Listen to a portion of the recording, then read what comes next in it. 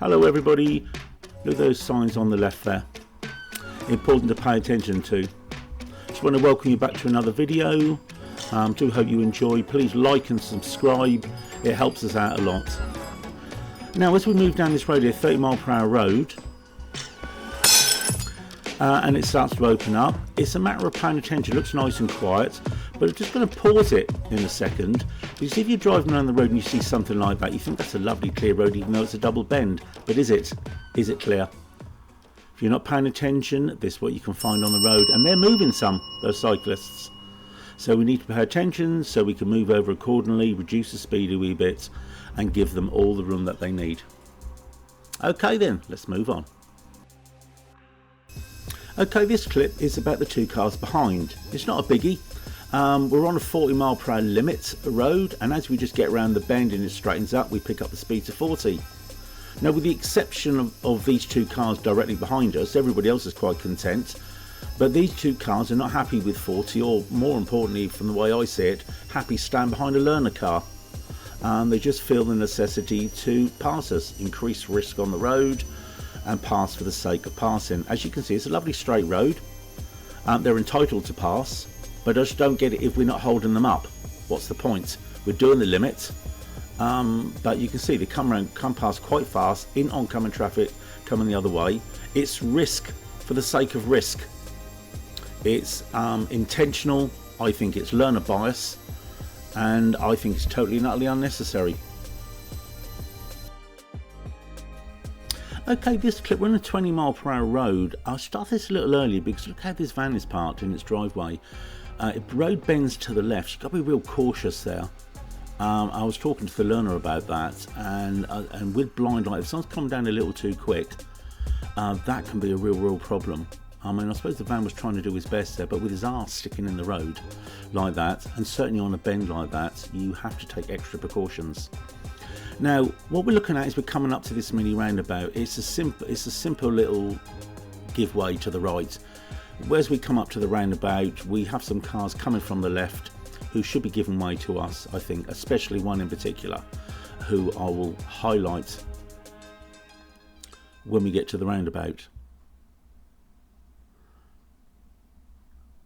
We actually enter the roundabout itself, and the person in question doesn't even look to the right, just enters the roundabout. Now you might say when you see this, oh, they had loads of room. It's kind of beside the point.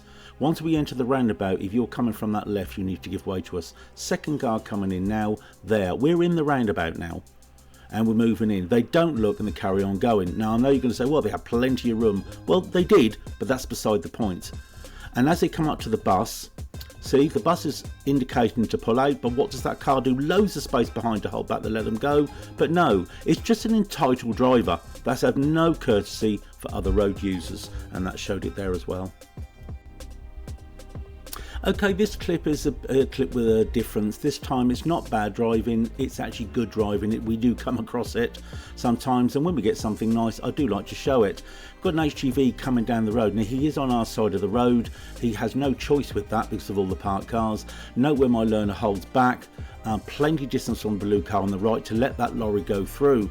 But what does the lorry do? With pure courtesy, he could have carried on there, and he would have got through quite nicely, but he gave us a flash there. He's pulled in before those two cars to let us go.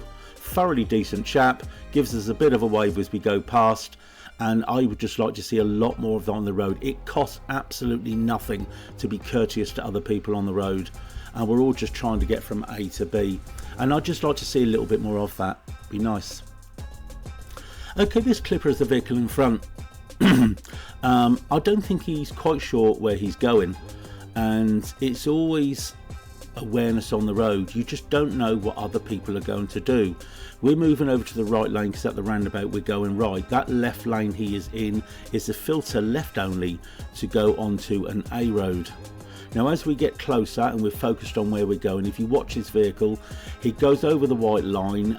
Is he going to go around the round? Is he not? He's not indicating. He's completely misplaced in the lane, but he ends up going down the initial road that he was in. Was he lost? Did he know where he was? Unsure. Sometimes that can be the case. It's not always about bad or poor driving. Some people can just don't know the roads, and they can be put themselves in a little bit of danger there. Okay, this clip here, the Mini behind us, we're in a 20-mile-per-hour road. It's quite wide, but there is a school in front of us on the left as well. We are doing 18/19. Why is it insist that this car has to pass us? Is it another learner thing again? Totally unnecessary, increasing risk when passing us. This has become more normalised. I think it happens all too often. And just like a clip earlier, very similar thing again, just overtaking for the sake of overtaking. We're not holding them up. We're doing the correct speed in the correct area, but people insist on doing this and increasing their speed. And as I said, there's a school a little bit further up here on the left, just there on the left. And though there's no children around at this moment in time, if people do that on a consistent basis, they're probably going to do it when school's out as well. Okay, this clip here, I think this is a moron on a bike. Over the white line, indicating right, looking to turn right, and obviously it's a no right turn. One might say he's a learner. I think he knows exactly what he's doing. I think he does this a lot. See the body language of the bike, and he screams right off, right in front of the car coming the other way, and goes and turns right. And this is exactly how accidents happen, certainly on my motorbikes, with them doing really stupid things. Okay, and this clip is the raw male van driver. I think it's pretty poor driving, even though when we go through this narrow gap here, he's already looking to try and pass us. Vehicles are coming, so he pulls in. And if you watch, he starts throwing his hands around, expecting us to carry on. Now, you're getting a rear view at the moment. There's one hand, and then very shortly he does the other, and he's sort of thinking, what are we holding up for? There you go, we should be making progress. And then he actually passes us. And you're going to see from a front view why we held back in a second. It's this vehicle here, that's why. But now when you look at it from the front, you're going to get a completely different perspective. Now, you've seen his impatience just then as we go past these two cars. Now, when you look at it from the front and you see his impatience as we're coming down this road on the narrow bit, the priority, we're going through, and there's a couple of cars coming the other way, so we're slowing down, still trying to make progress, but also there's a van there in the distance. Now, as we're getting closer, we realise that that van's going at a speed where we have to slow down. Notice we're still making progress, so when the van passes, we can carry on going. And look what this idiot does on the right. And how close is he to that van? Absolutely, totally ridiculous, that is extremely poor driving by the Royal Mail. And then even then he speeds off down the road. I'm sure he scared the bejesus out of the van driver coming the other way. He did have to react quite vigorously. That is exceptionally poor on us as a learner driver and as on an oncoming vehicle, which could have ended completely different to the way it did. Okay, this clip is about a red light. It's not about poor driving in any way. I think this is a quick change. If you've had quicker, let me know in the comments. I'll be interested to know. I think this is about 5 seconds roughly. Have a little count as it changes. 1, 2, 3, 4, 5, and then it changes. I thought that was quite quick. Have you experienced quicker than that? You probably have, actually. Okay, we're looking at the professional driver behind us. Professional driver, yeah.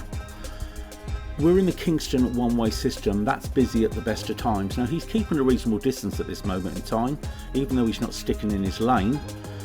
He may be somewhat distracted, and it's only about now he decides that he doesn't want to be behind the learner anymore, and he starts to pick up speed as we've gone through the traffic lights, and then he gets really, really close, looking to pass us, and then he feels he actually not just needs to pass us, but he actually needs to be in front of us.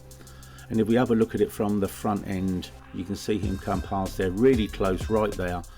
Too close for my life. Camera doesn't really do it justice, as they rarely do. And then he continues in our lane. I just think the manoeuvre was unnecessary. It was high risk for the sake of high risk. Sometimes these cars get a lot closer than that, and I'm going to continue pointing this out. Now, this is an interesting little clip with a van that's looking to turn left. Now, I know sometimes my pupils can get picked up for sort of poor driving on the road, inappropriate position, but just watch this van coming up looking to turn left. I mean, how does he actually get this so wrong? He looks to turn left, he stops around the corner, oops, now what? Reverses up in the main road and then goes into the corner he's looking to turn in. Misjudgment? Who knows? He's going to be a qualified driver, and turning left is, let's be honest, is pretty basic stuff. Okay, the last clip here, white van. I hate to be repeating myself. This sort of thing has become more normalised, as I said earlier. He's getting a lot closer than what he should do, so we're paying attention to him intently. We pretty much know what his intentions are because he keeps getting closer and closer, and he's choosing a specific moment to actually want to pass us.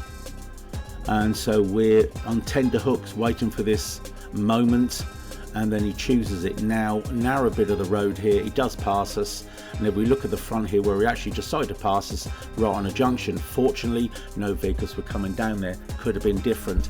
He could have chose a better place, maybe even this spot here. No cars coming, no junction, but he didn't. And we have to be on top of our game when people do this, certainly where the road's a bit narrower, and it's all in vain really. Actually don't gain much space.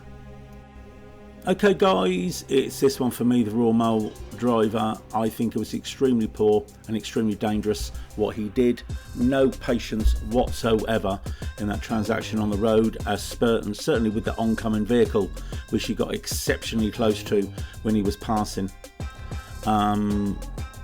Yeah, very poor driving overall. Anyway, please like and subscribe. I look forward to seeing you again. Take care of yourself now, and all the best. Bye bye.